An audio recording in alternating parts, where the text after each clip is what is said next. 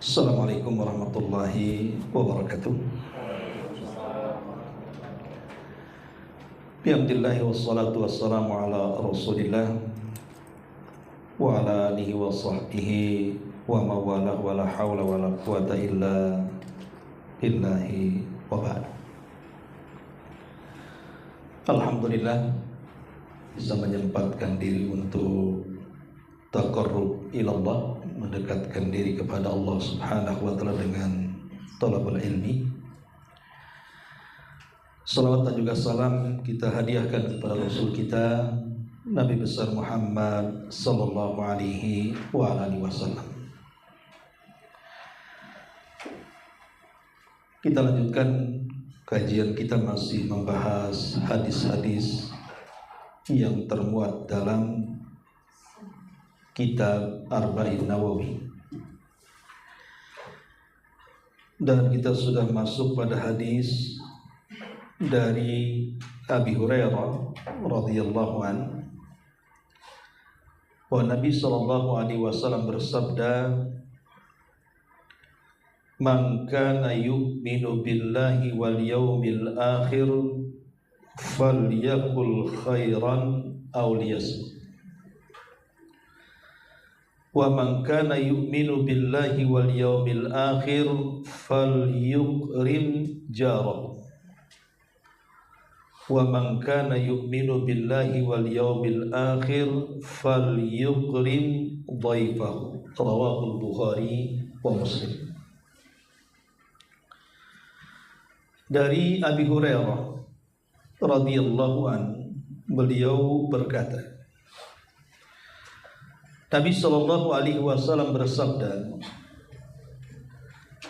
barang siapa yang mengaku beriman dengan Allah dan hari akhir, maka ucapkan kalimat yang santun, kalau tidak sebaiknya diam. Dan barang siapa yang beriman kepada Allah dan hari akhir, hormati tetangganya.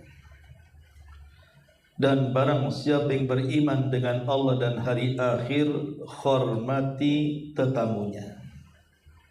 Hadis ini dikeluarkan oleh Imam Al-Bukhari dan juga Muslim dalam sahih keduanya.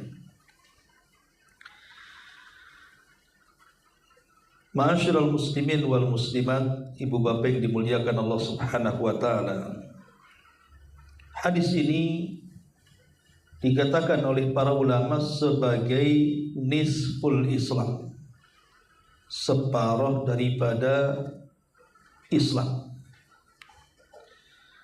Dan ini bagian daripada mukjizat Nabi sallallahu alaihi wasallam, di mana Nabi sallallahu alaihi wasallam diberikan oleh Allah Subhanahu wa taala jawami'ul kalim. Jawami'ul kalim itu artinya Rasul kalau ngomong itu tidak panjang, sangat singkat, tapi kalau dibahas syarat maknanya penuh, berisi, berbobot. Lain dengan kita ngomong yang ngalur ngidul, isinya sedikit aja. Kalau Nabi singkat kalau ngomong, tapi maknanya padat. Itulah ciri khas Nabi sallallahu alaihi wasallam. Dan hadis ini juga sebagai landasan atau asas di dalam Islam untuk mengembangkan akhlak seorang muslim. Baik, kita akan bahas di sini tentang asbab urud hadis dulu. Kenapa Nabi sallallahu alaihi wasallam bisa bicara seperti ini? Kalau dalam Quran itu ada namanya asbab nuzul, sebab turunnya ayat. Kalau dalam hadis itu ada yang disebut dengan asbab wurud, sebab kenapa Rasul ngomong seperti ini. Jadi disebutkan di dalam kitab Al-Jami'ul Kabir dari Muhammad ibn Abdullah ibn Salam radhiyallahu anhu. Jadi Muhammad ibn Abdullah ibn Salam ini satu hari mendatangi Nabi sallallahu alaihi wasallam mengadu gara-gara tetangganya jahat. Dia datang kepada Nabi SAW minta nasihat. dan mengatakan, "Ya Rasulullah, adzani jari." Tetanggaku sungguh menyakiti diriku. Maka Nabi SAW hanya mengatakan, "Isbir," yang sabar. Kemudian dia pun pulang. Besoknya disakiti lagi tetangganya. Datang lagi dia kepada Nabi dan mengatakan, "Adzani jari." Ya Rasulullah, tetanggaku terus menyakiti aku. Maka Nabi SAW mengatakan, "Isbir," yang sabar. Kemudian dia pulang. Ketiga kalinya disakiti lagi. Kemudian orang ini kembali datang menemui Rasul dan mengatakan, "Ya Rasulullah, adzani jari." Rasul, tetanggaku kembali menyakiti aku. Karena sudah ketiga kalinya, Rasul tidak mengatakan isbir, sabar. Tapi Nabi SAW mengatakan, "Kalau begitu, keluarkan barang-barang yang ada di rumahmu, letakkan di tengah jalan. Kalau seandainya ada orang yang lewat, kemudian bertanya, 'Kenapa engkau mengeluarkan barang-barang seisi rumahmu diletakkan di tengah jalan?' Bilang saja kepada dia, 'Adzani jari,' tetanggaku menyakitiku, aku gak kerasan di sini." Maka nanti manusia akan melaknat tetangga itu.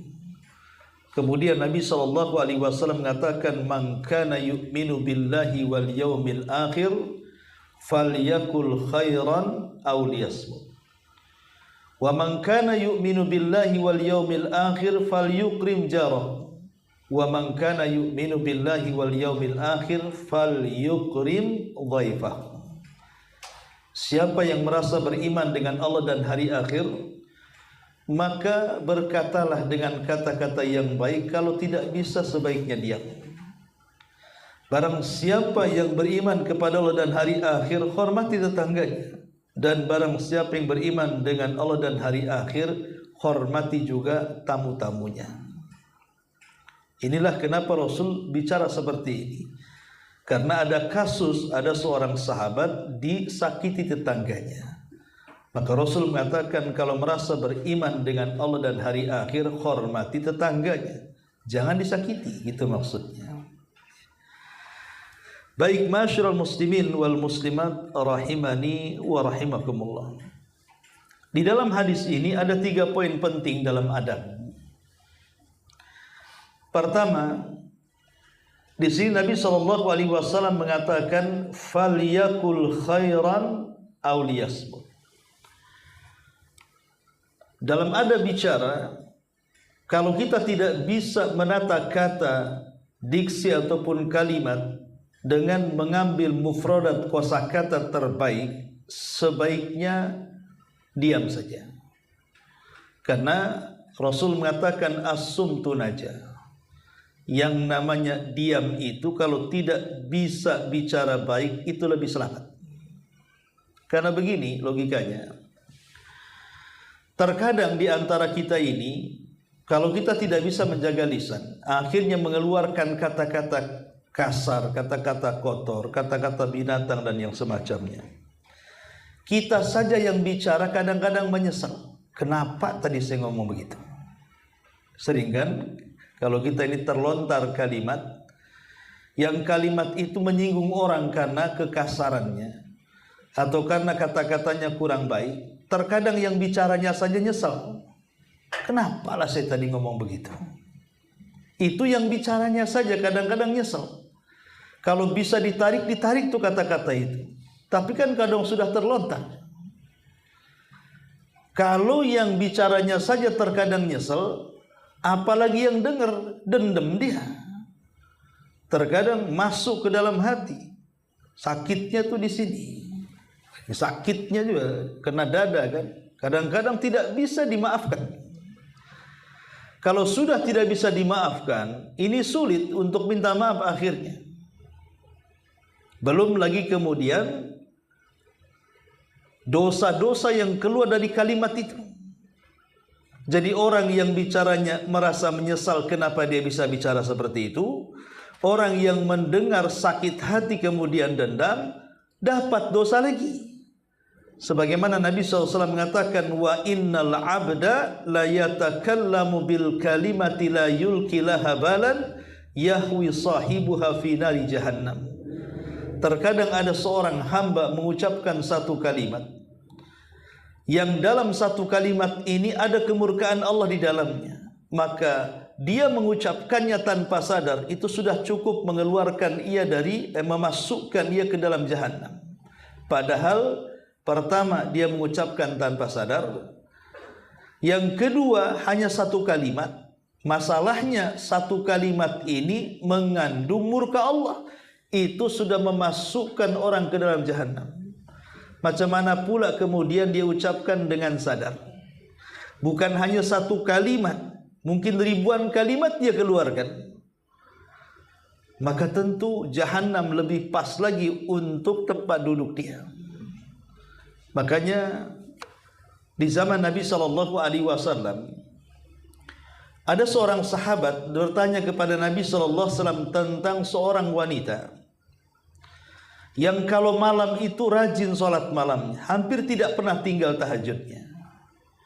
Dan kalau siang dia habiskan untuk puasa sunnah, baik Senin Kemisnya, Daudnya, ataupun Ayyamul Bidnya atau puasa mutlaknya, setiap hari dia puasa kecuali waktu-waktu yang dilarang. Kemudian juga dia orangnya tidak pelit, jadi semua disedekahkan. Kalau ada tempat-tempat yang perlu sedekah, dia sedekah. Bahkan sebagian hartanya disedekahkan. Bahkan lebih daripada itu, dia tidak tahan melihat kebaikan kecuali pasti melakukannya. Sempurnalah ibu ini. Ya, artinya sholat malamnya oke, puasa sunnahnya iya, sedekahnya pokoknya semua kebaikan dia lakukan. Masalahnya kekurangannya cuma satu. Yang satu inilah menghapuskan semua kebaikannya. Apa kata sahabat ini kepada Rasul? Walakin tu'dhi jiranaha bilisaniha. Tapi wanita ini Rasul, itu pedas sekali mulutnya, suka menyakiti tetangganya. Maka Nabi ketika mendengar orang ini bertanya, langsung memvonis la khaira fiha hiya min ahlin nar. Wanita itu tidak punya kebaikan. Walaupun dia salat malam, walaupun dia puasa sunnah, walaupun dia bersedekah, walaupun dia banyak melakukan kebajikan. Kenapa? Karena habis dimakan dosa lisan karena menyakiti tetangganya. Bayangkan, dosa lisan ini bisa menghapus amalan-amalan sunnah. Ya, makanya kenapa dalam Islam itu lisan ini perkara yang harus lebih dijaga dibandingkan anggota yang lainnya. Sampai-sampai Rasul ketika menasihati Mu'adz bin Jabal radhiyallahu anhu sampai memegang lidahnya, Rasul itu dipegang lidahnya dan mengatakan kufa anka hadza, jaga ini. Sampai seperti itu Rasulullah SAW memperagakan sampai dipegang lidahnya dan mengatakan jaga ini. Sampai-sampai Mu'adz bin Jabal mengatakan, Rasul, apakah gara-gara lisan kita akan diazab? Maka Rasul mengatakan, celaka engkau wahai Mu'adz. Bukankah kebanyakan manusia masuk ke dalam jahanam dengan muka-muka mereka dikarenakan lisan-lisan mereka? Maka di sini Rasul mengatakan, falyakul khairan, ucapkan yang baik, yang santun, au liyasmut. Kalau tidak bisa, maka sebaiknya diam. Sebaiknya diam. Karena hadis tadi menunjukkan apa? Menunjukkan bahwa orang yang rajin sholat sunnah saja, orang yang rajin puasa sunnah saja, rupanya tidak menyelamatkan dia dari neraka. Tetap dimasukkan ke neraka akibat dosa lisannya. Padahal wanita ini kan masuk neraka bukan karena zina, bukan karena minum khamar, bukan karena judi, bukan karena bunuh orang, hanya mengeluarkan kata-kata pedas yang menyinggung hati tetangganya. Itulah bahayanya lisan. Ya, bahayanya lisan itu luar biasa, bisa menjungkir balikan seketika dunia dan akhirat. Makanya dahulu di zaman Bani Israel ada dua orang yang bersahabat, kemana-mana berdua. Masalahnya dua orang ini berbeda karakter. Yang satu orangnya baik, soleh, suka ibadah. Yang satu pula orangnya toleh, suka maksiat. Lah sebagai teman yang soleh, sebagai teman yang baik, dia selalu menasihati kawannya yang jahat itu. Disuruh tobat, tobatlah. Sampai kapan kau berbuat dosa ini? Tetapi memang degil kawannya yang ahli maksiat ini, tak mau tobat-tobat juga. Setiap dinasihati tak mau tobat, setiap dinasihati tak mau tobat. Entah kenapa sampai satu hari temannya ini melakukan dosa yang menurut kawannya yang soleh ini tidak bisa ditolerir. Ini sudah parah dosanya ini. Akhirnya dia datangi ke rumahnya dan mengatakan, kalau engkau tidak bertobat, saya jamin dua perkara. Wallahi, dia bersumpah dia, engkau tidak akan diampuni dosamu dan engkau tidak akan dimasukkan ke dalam surga. Akhirnya dua-duanya Allah subhanahu wa ta'ala wafatkan. Yang ahli maksiat justru Allah masukkan ke surga. Yang ahli ibadah yang suka menasihati justru Allah masukkan ke neraka. Kok bisa? Perkaranya bisa terbalik nih ya. Kenapa demikian? Karena yang ahli maksiat ini, dia bermaksiat, dosanya itu masih di bawah kehendak Allah. Bukan dosa syirik, dosa yang tidak akan diampuni, tidak. Tetapi yang ahli ibadah yang soleh ini, dia terlalu lancang dengan Allah subhanahu wa ta'ala, bersumpah melebihi takdir Allah. Dengan mengatakan, kalau engkau tidak bertobat, Allah tidak akan mengampuni dosamu. Dari mana tahunya Allah tidak mengampuni? Kemudian dia juga mengatakan, kalau engkau tidak bertobat, engkau tidak akan dikeluarkan dari neraka dan tidak akan dimasukkan dari surga. Emang engkau yang punya neraka? Disitulah kemana Allah subhanahu wa ta'ala akhirnya murka, justru memasukkan orang baik ke dalam neraka. Kenapa? Gara-gara dosa lisan. Itulah gara-gara dosa lisan ini kadang-kadang kepleset sedikit saja bisa masuk neraka. Bahkan di zaman Nabi SAW ada dua sahabat. Dia berbangga dengan nasab. Biasalah orang-orang jahiliyah itu kan berbangga dengan nenek moyang ya. Ada juga di zaman sekarang yang suka bangga-banggain nenek moyangnya kan gitu. Tapi memang tradisi jahiliyah seperti itu. Makanya kenapa sampai Allah subhanahu wa ta'ala mengatakan alhaqumut takatsur hatta zurtumul maqabir. Ayat ini menceritakan tentang kisah orang-orang jahiliyah yang mereka berbangga-bangga dengan menyebut-nyebut dan menghitung nenek moyang mereka. Tahukah kamu siapa saya dan siapa nenek moyang saya? Disebutkan satu-satu tuh nenek moyangnya. Kalau kurang diajak ke kuburan. Kemudian dihitung kuburannya itu. Makanya Allah mengatakan hatta zurtumul maqabir, sampai mereka datang ke kuburan ngitung nama orang tua nenek moyang mereka itu. Segitu bangetnya orang-orang jahiliyah itu berbangga dengan nasab sampai ngitung kuburan. Jadi di zaman Nabi SAW ada dua orang berbangga dengan nasab. Yang satu mengatakan, siapa? Kamu tahu siapa saya? Saya adalah fulan, ibn fulan, ibn fulan, ibn fulan, ibn fulan. Pokoknya kakek buyutnya disebut. Dan orang Arab itu kecil-kecil dia tahu. Kecil-kecil, masih kecil, TK, SD itu. Kalau disebut kakek buyutnya, tahu dia. Mau 10 kakek buyut ke atas dia hafal. Saya nggak yakin Anda ini kakek buyut ketiga aja nggak hafal. Siapa namanya coba? Nggak tahu kan? Ya, nggak tahu mungkin karena faktor makanan juga ya. Kita tahu tempe sih udah lupa mungkin. Orang sana biasa makan daging buat hafalannya. Tapi memang kecil-kecil mereka tahu senasabnya. Turunan siapa dari kabilah siapa, anak-anak kecil tahu. Kalau di Saudi itu, atau di Yaman atau di negeri Arab itu. Ya. Jadi ada orang ini berbangga, tahukah kamu man ana, siapa saya? Kemudian disebutkan saya anak fulan, fulan, fulan, fulan, sampai beberapa kakek buyutnya ke atas. Kemudian selesai dia menyebutkan kakek buyutnya, dia hina kawannya dan mengatakan amma anta fala ummalaka. Adapun engkau saya yakin tidak punya keturunan yang baik seperti nenek moyang saya. Sebutkan. Lah ketika dia hendak menyebutkan, Nabi lewat. Ya. Kata Nabi SAW, apa yang kalian lakukan? Ini tradisi jahiliyah, ngapain kalian berbangga dengan nasab? Kemudian Nabi menceritakan dulu, kata Rasul, ada dua orang seperti kalian berdua ini di zaman Nabi Musa. Rasul mengatakan dulu di zaman Nabi Musa ada dua orang persis seperti kalian. Yang satu mengatakan, tahukah kamu siapa saya? Saya, bapak saya namanya ini, kakek saya namanya ini, buyut saya namanya ini, dan sampai ke atas. Dan mereka orang-orang hebat semuanya. Disebutkan detailnya, yang satu mantan penjabat, yang satu mantan ini, mantan itu, dan begitu seterusnya. Kemudian dihina kawannya dengan mengatakan, amma anta fala ummalaka. Adapun kamu, saya kira kakek buyutmu tidak sebaik aku. Sebutkan kakek buyut. Maka yang satunya mengatakan, dengan malu-malu dia mengatakan, ama ana fulan, ibnu fulan, berhenti sampai kakek yang ketiga. Padahal orang pertama disebut sampai 9 kakeknya. Orang kedua, dia hanya berhenti di kakek yang ketiga. Kenapa coba dia berhenti dari kakek yang ketiga? Dijelaskan, karena kakek yang keempatnya bukan muslim, kafir. Sehingga dia tidak mau menyebutkannya.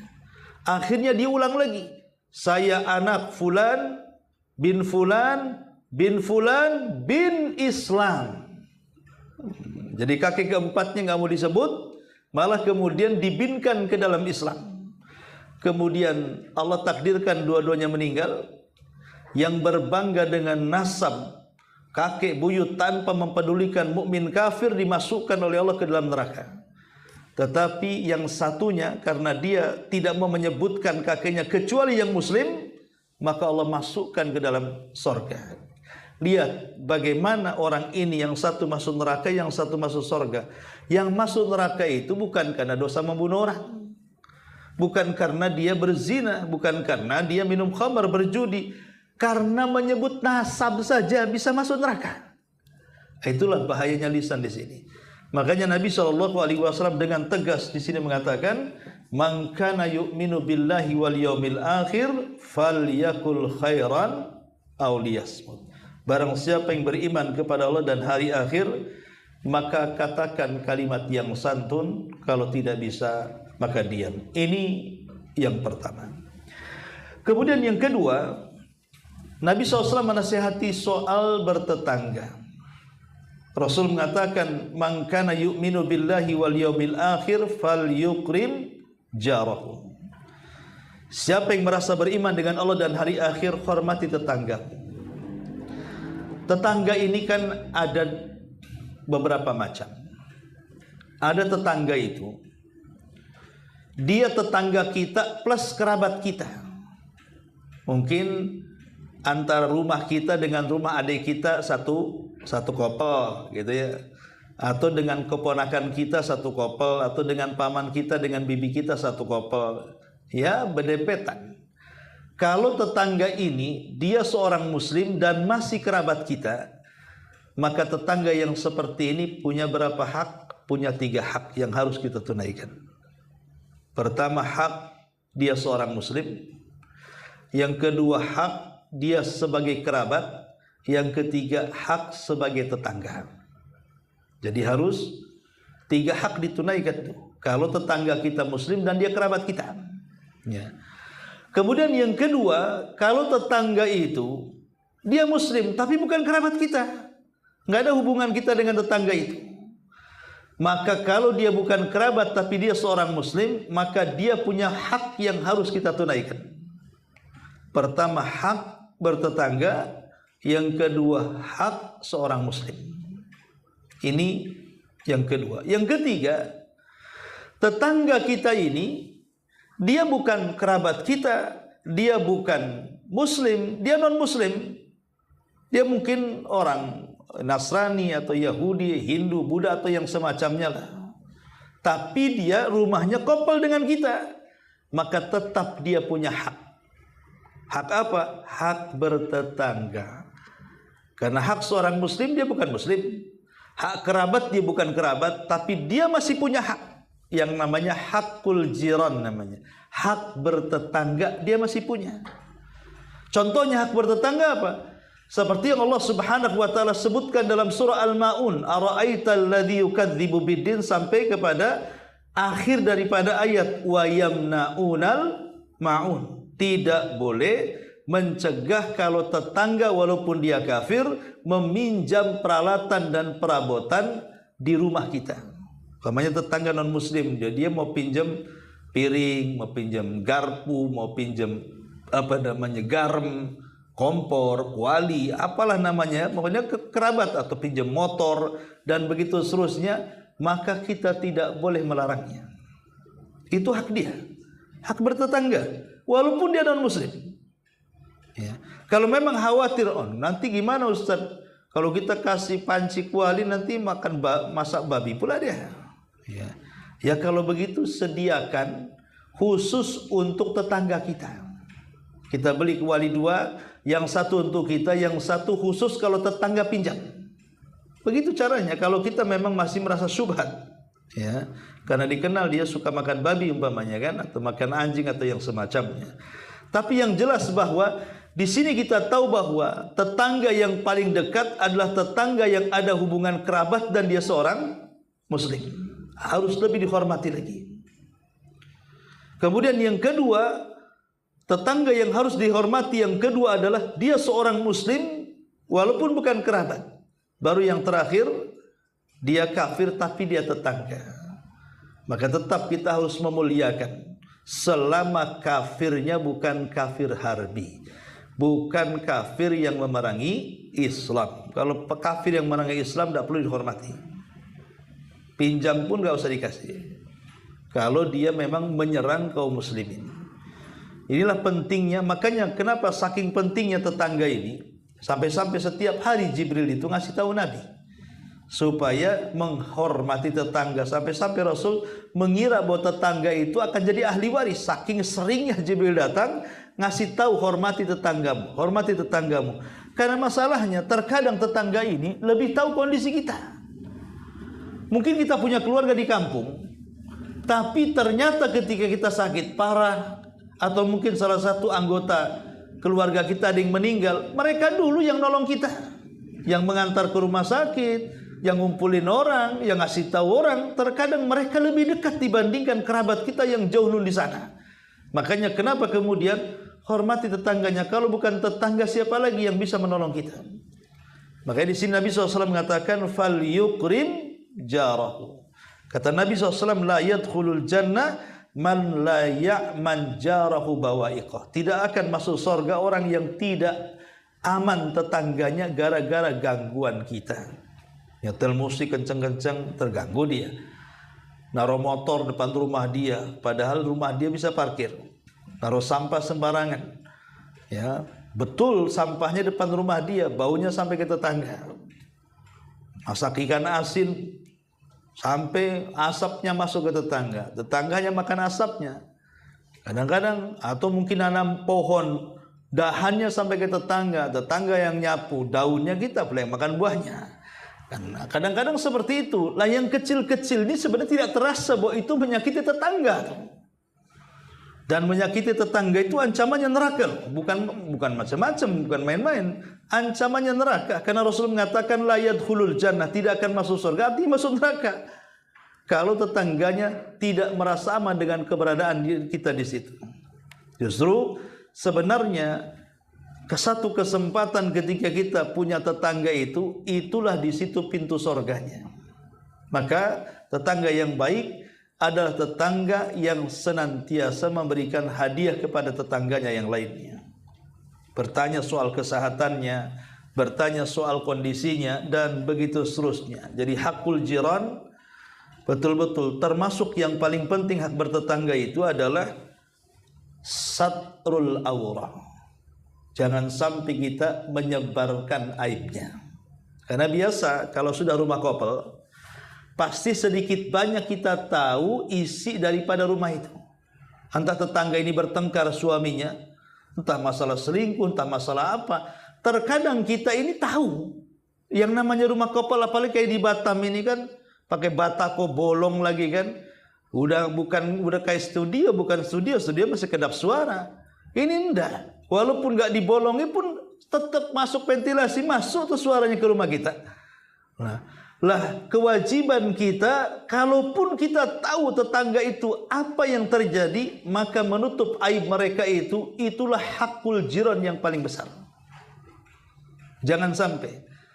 Makanya kenapa para ulama mengatakan ada 5 orang tidak boleh disebar aibnya. Ada 5 orang tidak boleh disebar aibnya.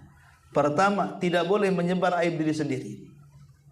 Kalau mungkin ada di antara kita yang dulunya pernah terjerumus kepada kehidupan yang hitam, kelam, yang gak jelas gitu. Kemudian setelah usianya menua, akhirnya hijrah, tobat, maka jangan ceritakan maksiat yang dulu pernah dia lakukan. Kalaupun kenal orang, biarlah orang itu mengenal kita waktu baiknya saja. Dia jangan tahu sampai kita ini masa lalu kita. Kenapa? Karena ada hadis Rasul mengatakan semua umatku akan dimaafkan kecuali orang yang menceritakan aibnya sendiri. Allah sudah tutup, kita bongkar, kan aneh. Ya. Ini yang pertama. Yang kedua, jangan ceritakan aib orang. Maksudnya aib tetangga. Terutama ibu-ibu ya, biasanya kan lebih banyak tinggal di rumah. Walaupun kepada suami, orang terdekat sekalipun jangan cerita. Pamannya nih, suami kerja, pagi keluar, pulang sore, istri di rumah, dengar tetangga berantem dengan suaminya gara-gara selingkuh. Tidak perlu kemudian dihabarkan, datang suaminya, sini-sini, tahu nggak kabar terbaru? Nggak perlu, ngapain pula dihabarkan kabar terbaru pula? Ya. Nggak boleh, kenapa? Walaupun kepada suaminya. Walaupun kepada suaminya tidak boleh. Cukuplah kita yang dengar saja. Karena itu amanah dengar masalahnya. Telinga akan ditanya kalau kita disebar. Kemudian yang ketiga, aib jenazah. Tidak boleh disebar. Pokoknya kita ini diamanahi untuk mandikan jenazah. Mungkin jenazahnya bau sekali. Atau mungkin ada luka. Atau mantan jenazahnya diamputasi atau apa gitu kan. Yang ya aib bagi dia. Cukuplah yang tahu kita dengan jenazah. Jangan diceritakan. Ya. Karena bagaimanapun kehormatan seorang muslim itu bukan ketika hidup saja, ketika mati pun tetap dihormati. Jangan disebar aibnya. Ya. Kemudian yang keempat, tidak boleh disebar adalah aib keluarga. Terutama urusan ranjang suami istri. Tidak boleh. Nggak boleh kemudian seorang istri ngomong sama tetangganya, suami saya payah gitu. Nggak boleh. Ya, itu urusan dia, di ranjang dia. Nggak boleh kemudian cerita kepada orang. Hatta bukan hanya urusan ranjang saja, urusan gaji, urusan apa, itu urusan rumah tangga. Tidak boleh cerita ke mertua pun tak boleh. Cerita kepada orang tua pun tak boleh. Cukuplah dia dengan suaminya saja. Kalaupun terjadi apa-apa pun, nanti ada solusinya. Kemudian yang terakhir, tidak boleh menceritakan orang yang menitip kata-kata. Apalagi dia berpesan, jangan ceritakan. Apalagi kemudian gelagatnya mencurigakan, nengok kanan, kiri, nengok ke belakang, takut didengar orang. Ya. Maka kalau dia menitip kata-kata entah dalam rangka curhat, dia mungkin sesak dadanya ada masalah, kemudian datang ke ibu, saya ingin cerita ada masalah, tapi tolong ya jangan ceritakan. Nah, kalau sudah ngomong tolong jangan ceritakan, berarti dia minta jangan cerita. Atau dia tidak ngomong begitu, tapi gerak-geriknya memang tidak mau diceritakan. Mungkin dia nengok ke kiri, ke kanan, nengok keluar rumah. Takut ada orang yang mendengarkannya. Oh, berarti orang ini tidak mau didengar orang. Kalau dia sudah nitip kata-kata, artinya curhat kepada kita, maka jagalah kata-kata dia. Jangan disebar kepada orang. Karena umumnya di masyarakat, kalimat jangan diceritakan itu akhirnya satu kampung tahu kan. Karena setiap ngomong ke orang lain ngomong gitu juga. Tapi tolong ya, tadi orangnya jangan ceritakan, kamu jangan ceritakan ya. Nah, nanti orang itu gitu juga. Ya, jangan ceritakan ya. Akhirnya satu kampung tahu kan. Nah, jangan diceritakan malah diceritakan. Nah, itu masalahnya. Nah, ini kalau dia menitip kata-kata, maka itu sebagai amanah jangan diceritakan. Repotnya kalau nitip uang itu biasanya ya kurang-kurang sedikit lah ya kan. Kalau dikembalikan, tapi kalau nitip kata-kata itu kadang-kadang satu kalimat bisa ditambah 100 kalimat tuh kadang-kadang. Itulah bedanya nitip uang dengan kata-kata itu. Kadang ada bumbunya. Makanya 5 perkara ini jangan diceritakan, ini aib masalahnya. Lah termasuk juga soal tetangga. Adab yang paling besar soal tetangga ini adalah Jangan sampai disebar aibnya. Karena biasanya kita yang lebih paham dengan tetangga kita, sebagaimana tetangga kita yang lebih paham dengan kita. Apalagi bertetangga sudah tahun-tahunan. Kadang-kadang sudah lebih daripada kerabat itu. Kadang-kadang kalau yang tidak tahu adab itu main nyelonong aja masuk ke rumah tetangga itu. Ndak salam, ndak kalam, seolah rumah dia. Bahkan yang berani kadang-kadang sampai buka kulkas, sampai hidupin kompor buat mie ayam kan. Nah ini melampau lah kalau kayak gini kan. Walaupun itu tetangga akrab pun tetap adab itu tidak boleh dilanggar. Kemudian yang terakhir, di sini Nabi Shallallahu Alaihi Wasallam mengatakan, "Man kana yu'minu billahi wal yaumil akhir, falyukrim dhaifahu." Barang siapa yang beriman dengan Allah dan hari akhir, hormati tamu. Manusia yang pertama kali menghormati tamu adalah Nabi Ibrahim. Makanya Ibrahim itu bukan bahasa Arab, tapi bahasa Ibrani, dari dua kata Abu Rahim, artinya bapak yang memuliakan tamu. Nama Ibrahim itu dari Ibrani, bahasa Ibrani, bukan bahasa Arab. Ya, dari kata Abu Rahim, jadi Ibrahim. Ya, maknanya adalah orang yang sangat memuliakan tamu. Dan dia manusia pertama yang mengajarkan bagaimana cara memuliakan tamu. Sampai dalam sejarah Ibrahim itu punya penangkaran unta dan juga kambing. Untuk apa coba? Ya sebagian diternak untuk dijual, tapi sebagiannya untuk memuliakan tamu. Jadi setiap ada tamu pasti akan disembelihkan satu ekor unta atau satu ekor kambing. Saking memuliakannya. Setiap ada tamu, dia akan menyembelih satu ekor kambing ataupun unta. Dan tidak ada di zaman sekarang memuliakan tamu seperti memuliakan Ibrahim tamu kan. Saya nggak yakin kalau saya bertamu ke rumah Anda pasti kuagelah saya keluar. Ya kan? Nggak ada nasi padang pun tak ada kan itu ya. Tapi lihat Nabi Ibrahim, sekali bertamu mesti dia sembelih. Ini kan kalau di zaman sekarang nih, kalau ada orang bertamu kemudian ibu sediakan minimalnya ya nasi padang, gulai, kare, cincang atau apa kan, mungkin ramai rumah ibu bertamu terus orang-orang ke situ tuh. Tetapi begitulah Ibrahim alaihi salatu wassalam mengajarkan kepada kita bagaimana menghormati tamu. Karena tamu itu rata-rata musafir. Ingat, dikatakan tamu itu kalau jarak bertamunya itu sama dengan jarak safar. Ya. Tapi kalau bukan jarak safar, bukan tamu.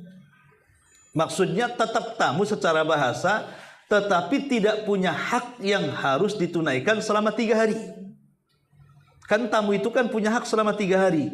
Hak tempat tidur, hak makan, hak minum, dan hak dimuliakan. Maksudnya hadis ini tamu yang seperti apa? Kata ulama mengatakan tamu yang datang dalam jarak safar. Karena di zaman dulu, di zaman Nabi itu kan tidak seperti zaman sekarang. Kalau zaman dulu itu kan safar jauh, di jalan nggak ada warung, ya kan nggak ada hotel. Makanya kemudian bagaimanapun datang ke rumah itu ya secara otomatis kan harus kasih tempat tinggal, kasih makan. Zaman dulu, kalau zaman sekarang kan walaupun orang jauh gitu, anggaplah orang Tanjung Pinang sana ke Batam, lapar tinggal ke warung, kemudian ngantuk cari motel kan itu atau hotel.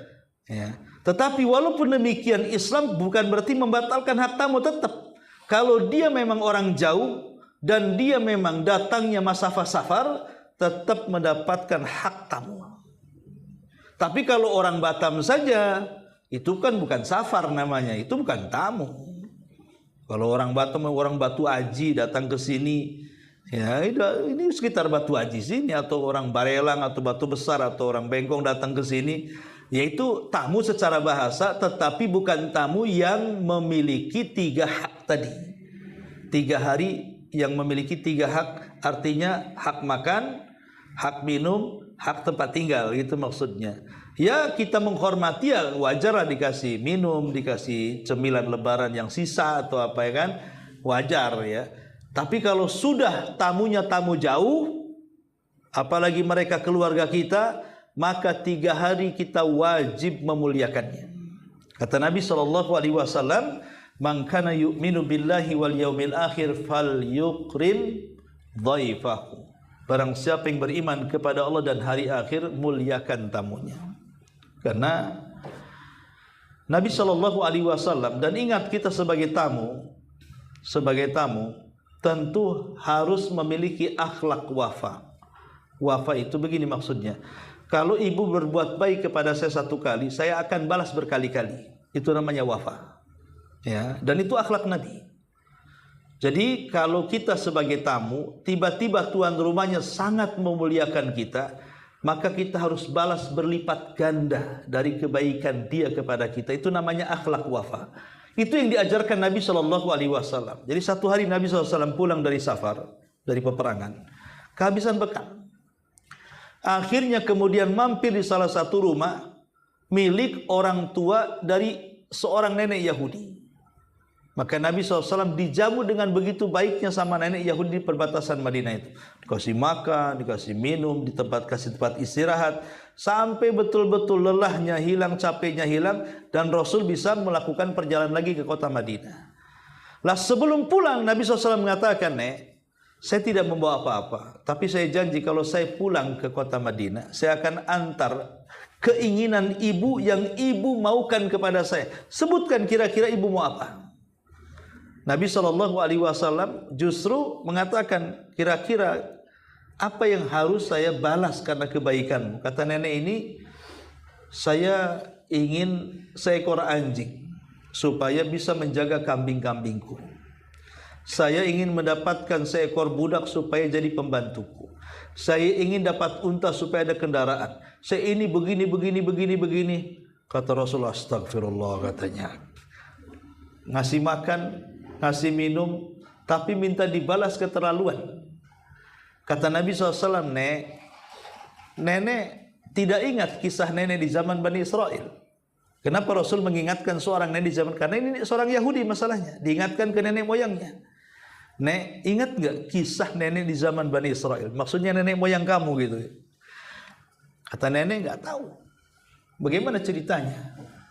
Jadi Rasul menceritakan dulu saat Nabi Musa membawa Bani Israel dari Mesir ke tanah perjanjian, tersasar jalannya, linglung. Karena di zaman itu tidak ada kompas apalagi Google Maps, sehingga ya bingung mau kemana jalan arah ke Palestina. Orang-orang cerdas, murid-murid Nabi Musa yang cerdas-cerdas yang berakal itu mengatakan, oh jangan-jangan kita tersesat ini karena ada satu wasiat Nabi Yusuf yang belum kita tunaikan. Kata Nabi Musa, apa wasiat Nabi Yusuf? Sebelum dia wafat, dia minta kalau dia mati jasadnya dibawa ke Palestina. Jangan dikubur di Mesir. Akhirnya kemudian Nabi Musa pun kalau begitu kita cari di mana kuburannya Nabi Yusuf. Cari. Tidak ada yang tahu kecuali seorang nenek. Dialah tukang penjaga kuburannya Nabi Yusuf. Ketika Nabi Musa mengatakan, Nek, apakah engkau tahu di mana kuburan Nabi Yusuf? Kata nenek, tahu. Coba tunjukkan. Kata nenek, oh tidak bisa. Ada imbalannya. Kata Nabi Musa, apa imbalannya? Kata nenek, imbalannya sangat mudah sekali. Jadikan aku temanmu di sorga. Luar biasa. Jadikan aku temanmu di sorga. Itu saja imbalannya.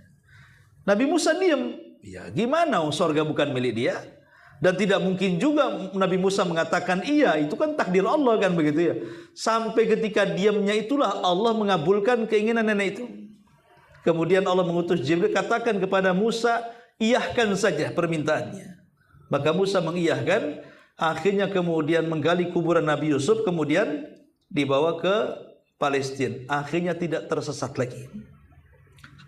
Apa yang nenek ini, Yahudi ini mendengarkan kata-kata Nabi SAW ini dengan serius. Seolah-olah Rasul ingin mengatakan, Nek, kau sudah tua. Ya. Yang minta itu yang wajar-wajar saja. Maksudnya yang arah-arah ke akhirat gitu. Ini arah-arahnya ke dunia saja. Pengen ini, pengen itu, pengen ini, pengen itu. Tapi Nabi SAW subhanallah tidak menolak. Apa yang diinginkan nenek itu semua oleh Nabi SAW kemudian diberi. Dia pengen anjing dikasih, pengen budak sebagai pembantu dikasih, pengen unta dikasih. Keinginannya dikasih semuanya. Itu namanya wafa. Wafa itu membalas kebaikan dengan berlipat ganda. Ya kan? Coba kalau seandainya ibu tuan rumah, saya tamu, kemudian saya 3 hari dijamu sama ibu. Saya bilang, ibu sudah baik sama saya, kira-kira apa yang bisa saya bantu? Ya kasih aja uang 1 miliar Ustaz, mobil Fortuner, tanah 1 hektar. Itu kan keterlaluan sebenarnya kan, masa 3 hari kan. Nah, tapi Nabi SAW selama dia bisa mengabulkan, dia kabulkan.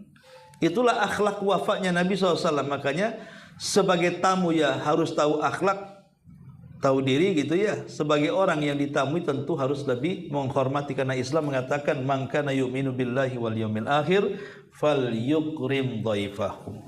Wallahu alam. Ini diantara 3 adab seorang muslim kalau merasa beriman dengan Allah dan hari akhir. Baik, sampai di sini. Sebelum saya tutup, silakan kalau ada yang bertanya.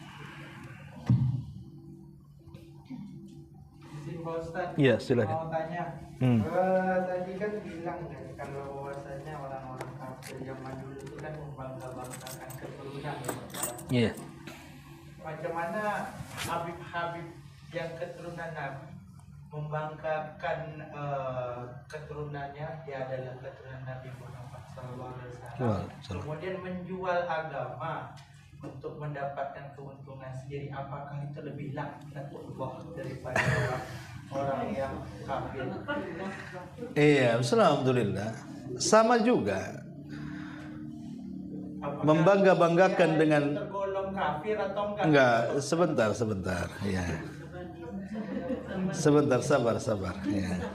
Saya jelaskan dulu. Ya.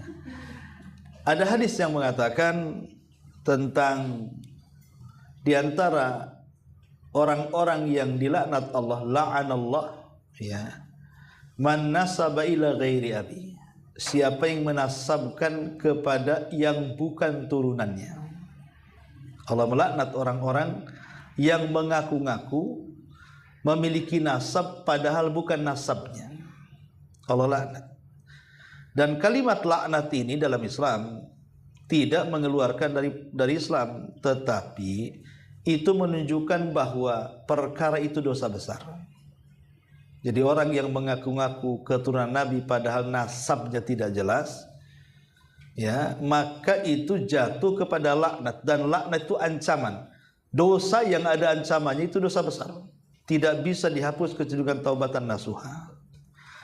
Masalahnya,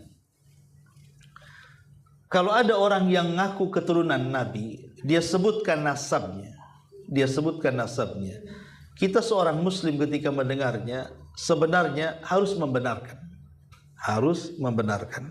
Kenapa? Karena yang paling tahu nasab tentu orang yang punya nasab secara zahir, ya.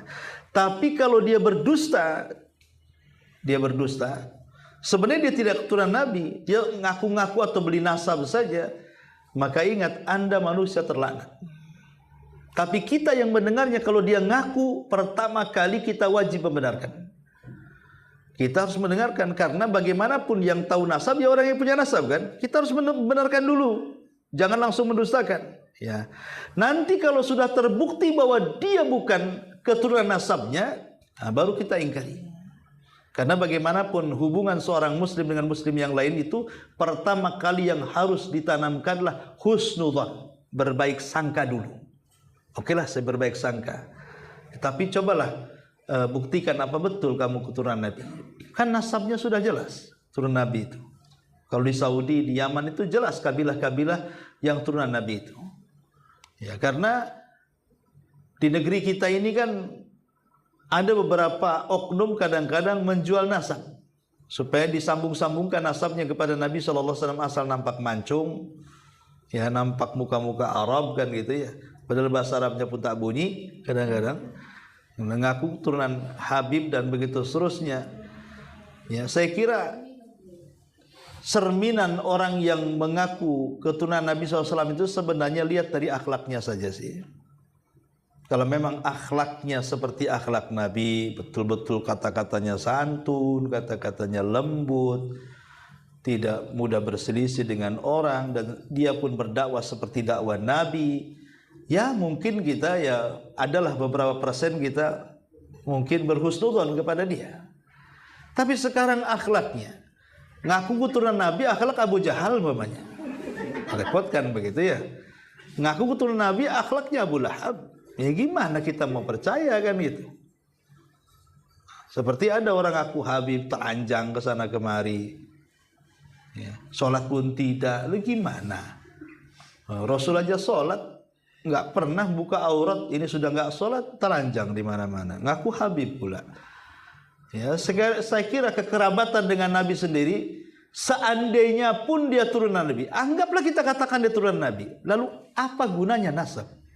Bukankah di dalam Al-Quran Allah Subhanahu Wa Taala mengatakan, "Fala ansaba bainakum yauma idzin." Nanti pada hari kiamat nasab itu akan terputus. Terputus, tidak akan ada yang bisa menolongnya. Makanya Rasul dengan tegas mengatakan, man batta'a bihi amaluhu lam yusri bihi nasabu. Orang yang lambat amalnya tidak mungkin dikejar nasabnya. Kalau sudah lambat amalnya enggak akan dikejar nasabnya. Artinya masuk surga itu bukan karena nasab, tapi karena amalannya. Walaupun dia nasabnya tidak sampai kepada Rasulullah umpamanya, kepada yang lainnya, tapi amalannya jauh lebih baik, itu lebih mulia dibandingkan yang keturunan Nabi. Jadi lalu apa kebanggaannya kalau ini? Karena kebanyakan di Indonesia ini ngaku-ngaku keturunan Nabi itu hanya karena ingin popularitas, ingin ngumpulin duit, ingin ambil sedekah orang dan begitu seterusnya kan, oknum-oknum habaib itu biasanya. Ya. Tapi yang jelas bahwa kita hanya berpegang kepada satu ayat Al-Quran, inna akramakum indallahi atqakum. Orang yang paling mulia di antara kalian adalah yang bertakwa, bukan yang keturunan Nabi, tapi yang bertakwa walaupun dia bukan keturunan Nabi. Itu sebagai kata kunci dari kita supaya kita jangan tertipu dengan mereka. Wallahu a'lam.